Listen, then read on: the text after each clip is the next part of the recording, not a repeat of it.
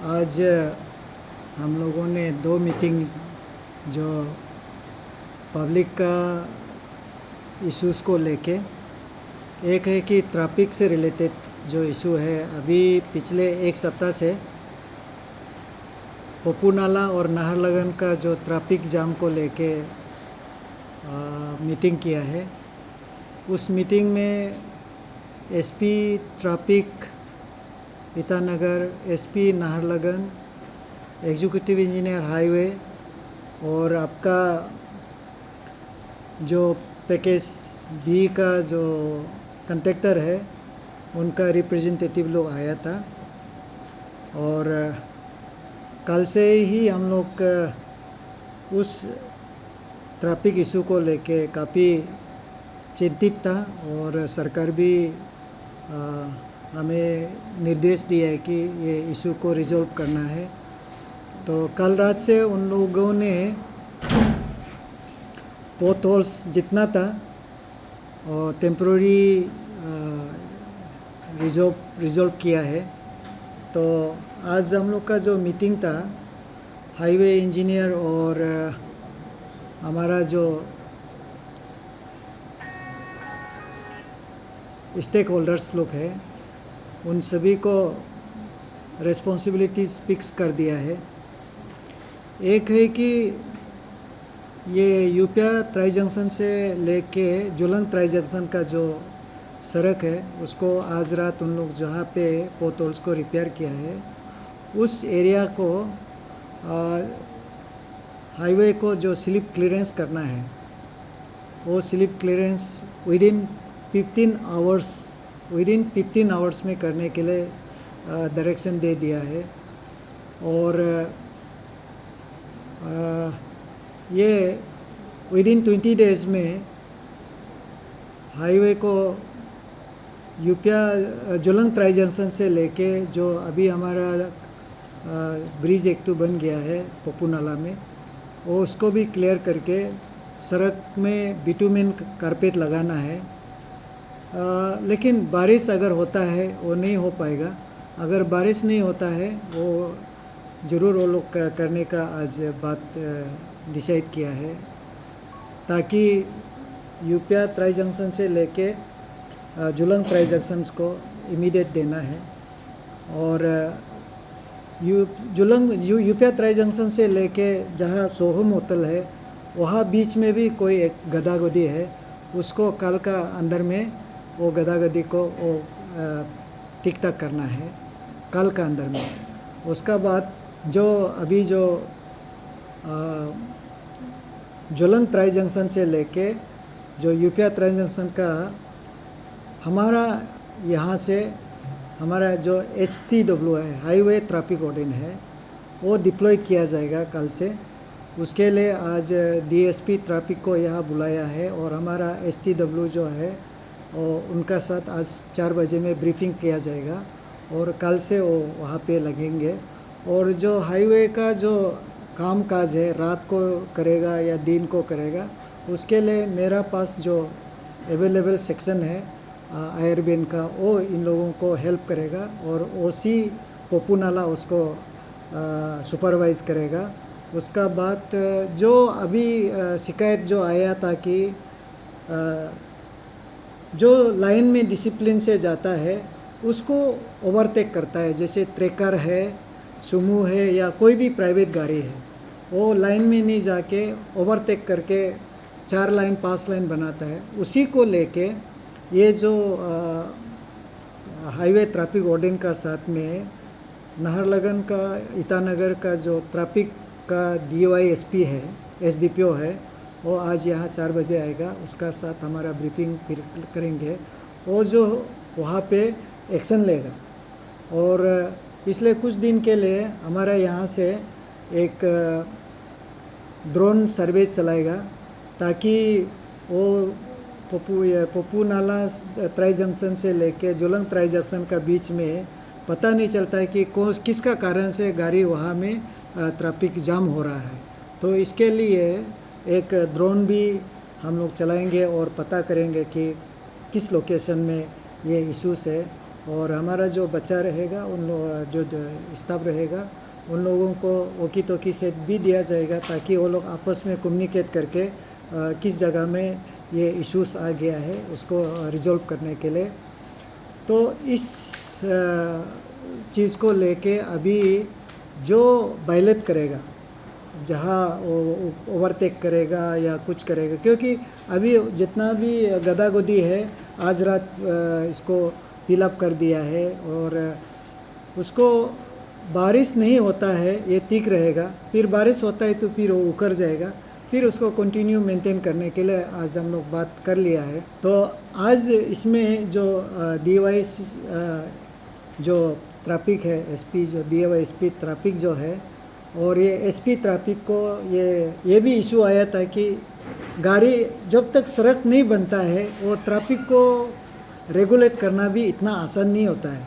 इसके लिए SP traffic को बोला गया है कि वो एक कोन डिवाइडर जैसे वो लगाना चाहिए ताकि वो रेगुलेट करने में इजी होगा। कोन मतलब बीच में एक डिवाइडर जैसे लेफ़्ट साइड जाने वाला या ऊपर जाने वाला नीचे आने वाला का कुछ एक तो वो कोन टाइप का डिवाइडर लगा देना है ताकि ये जो अभी जो स्टाफ डिप्लॉय करेगा, ऑफिसर डिप्लॉय करेगा, वो लोग इसको काम करने में आसान होने के लिए। तो अगर बारिश नहीं होता है तो 20 दिन का अंदर में एटलीस्ट यूपिया ट्राई जंक्शन से लेके जोलंग ट्राई जंक्शन को ठेकेदार को और हाईवे एग्जीक्यूटिव इंजीनियर को टाइमलाइन दिया गया है कि वो इसको रिजॉल्व करना है। अगर बारिश होता है तो ये नहीं होगा। तो यही बात हम लोग आज ट्रैफिक को लेके फैसला किया है। और दूसरा जो है अभी जब शुरू में ट्रैफिक जब आया था तो नॉर्मली क्या होता है कि कोई भी सड़क पे काम करता है तो हमें इंटीमेशन देता है, एडवाइजरी नोट लेता है जिसमें आपको मीडिया का थ्रू या प्रिंट मीडिया का थ्रू हम लोग कोशिश करता है कि उस सड़क पे क्या इशू हो सकता है। तो ये 3 दिन 4 दिन पहले में जो इशू हो गया है कि PWD नाहरलगुन डिवीज़न ने बुराम ब्रिज से लेके हेलीपैड का बीच में और CC पेवमेंट करने का कारण से, तो इसका हमको कवर नहीं दिया और हमने भी शायद कवर लेने की कोशिश नहीं किया, तो पुलिस को भी कवर नहीं दिया। तो इसलिए क्या हो गया कि वहाँ में चौक होने का कारण तो यही है।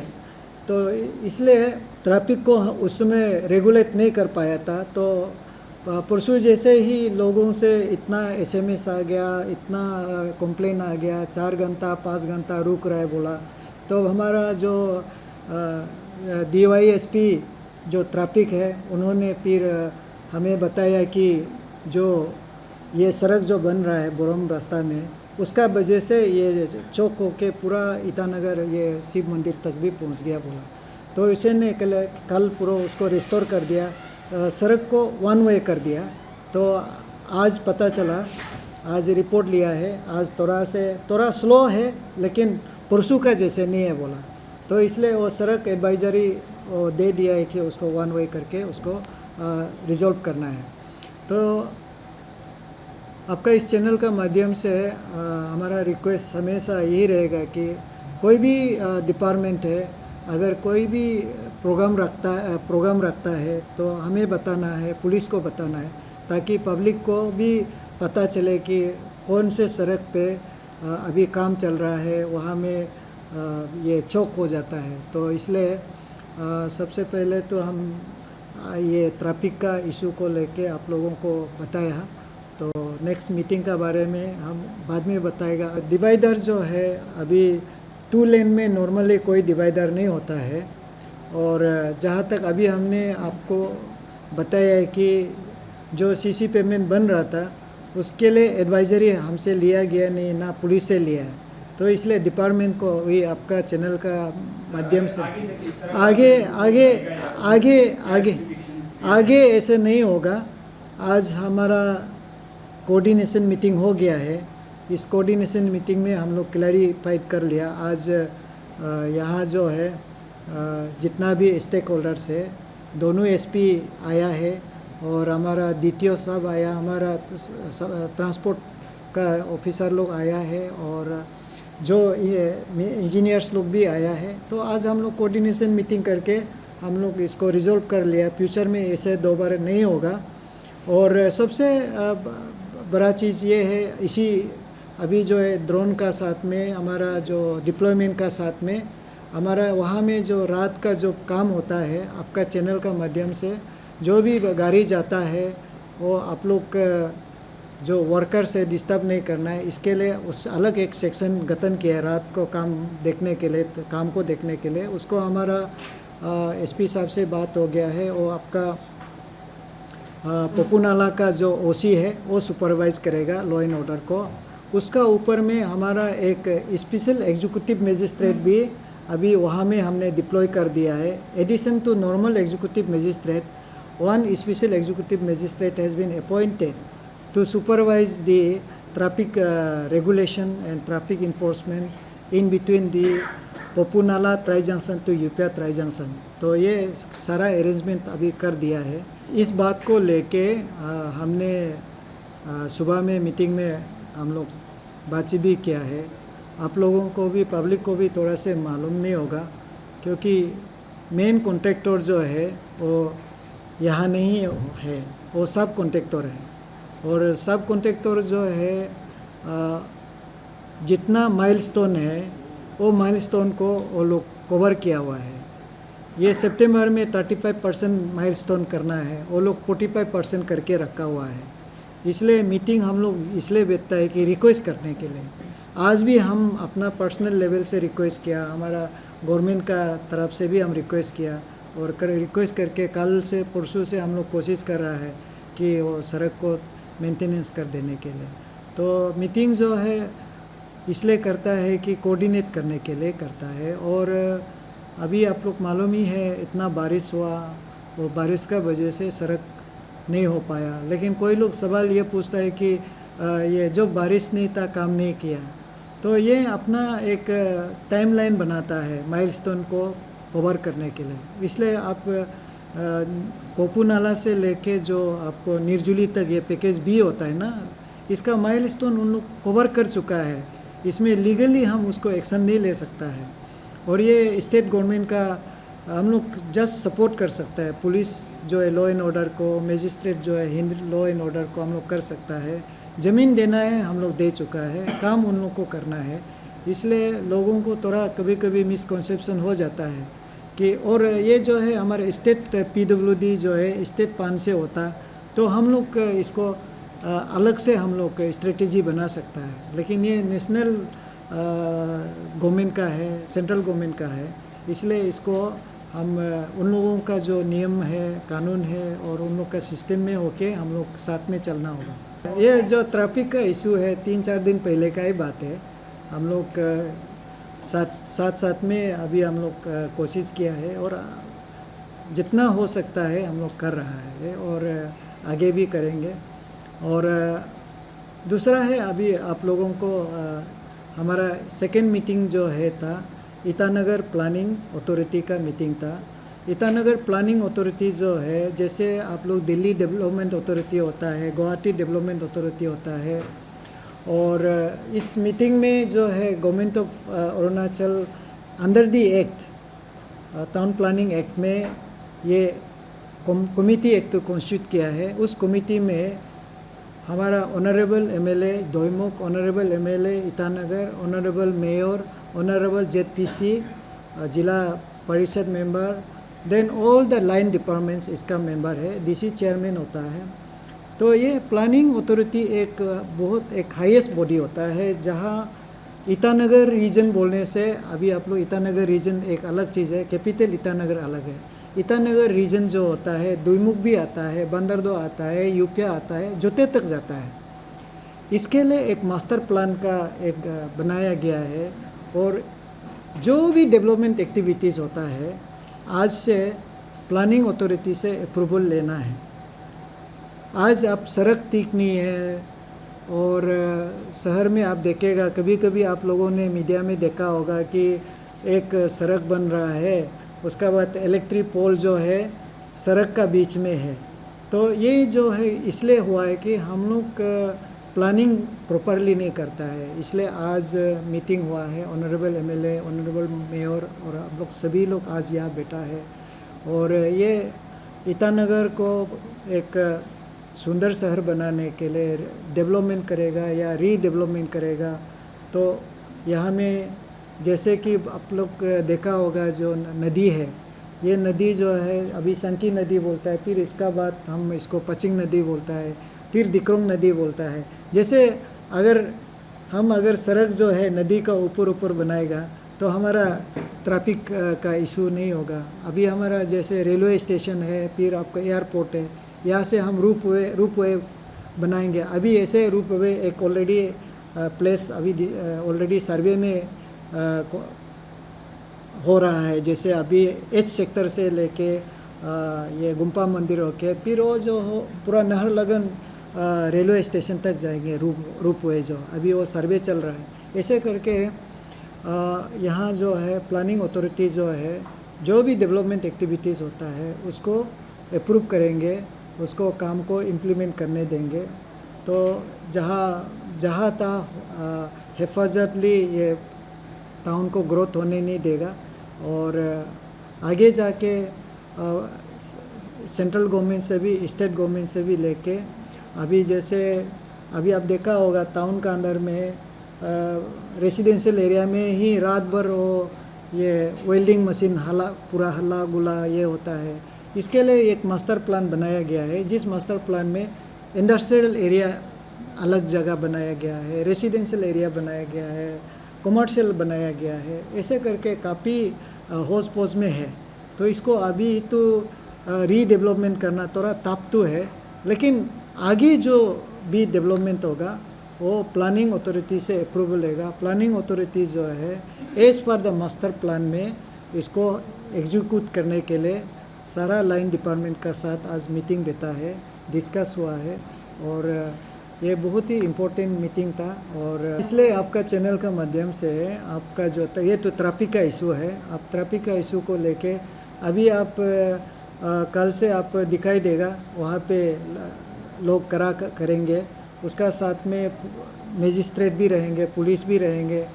जो ऐसे तोड़ के जाएगा, कोई बच जाएगा, कोई बच भी जाता है ना, हम तो क्या कर सकता है, कोई ना कोई फंस भी जाएगा।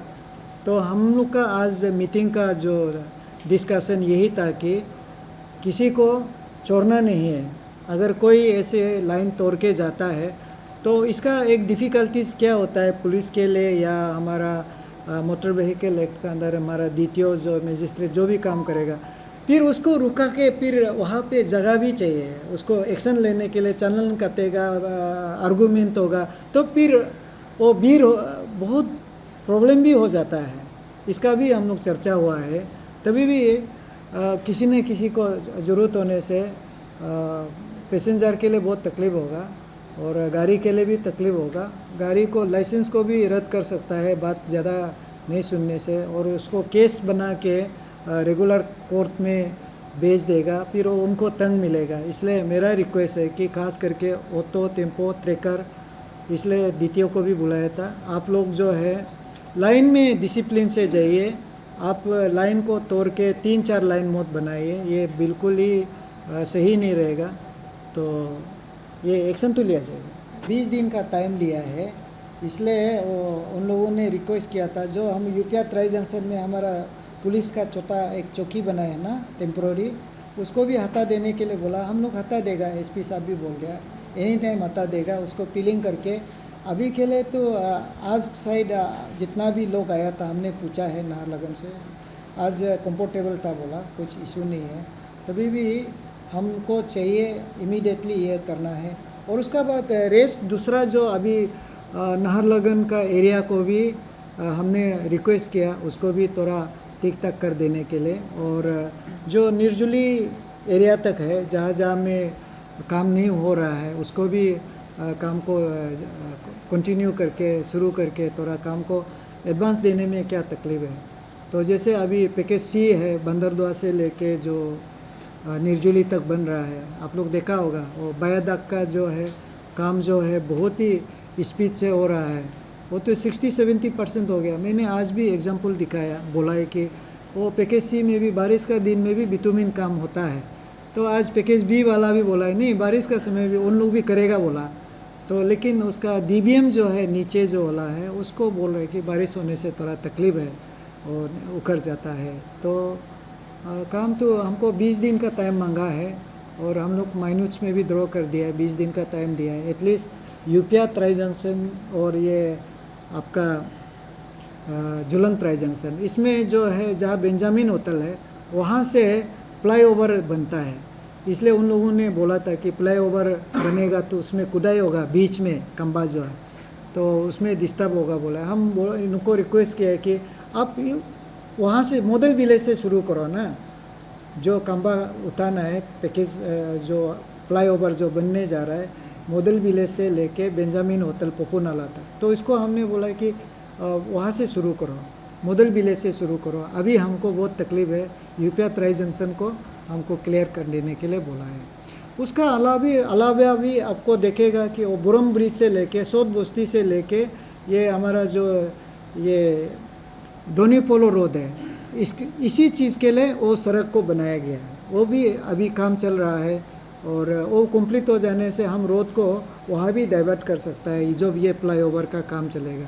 ऐसे तो हम लोग का सारा प्लान ABC करके काम कर रहा है और हमारा रिक्वेस्ट जितना भी यहाँ जो व्यूअर्स है आप लोग कोऑपरेट कीजिए और जो तकलीफ़ हुआ है इसको माफ़ी चाहूँगा और नेक्स्ट बार हम लोग कोशिश करेगा कि आप लोग को ज़्यादा तकलीफ़ नहीं होना है।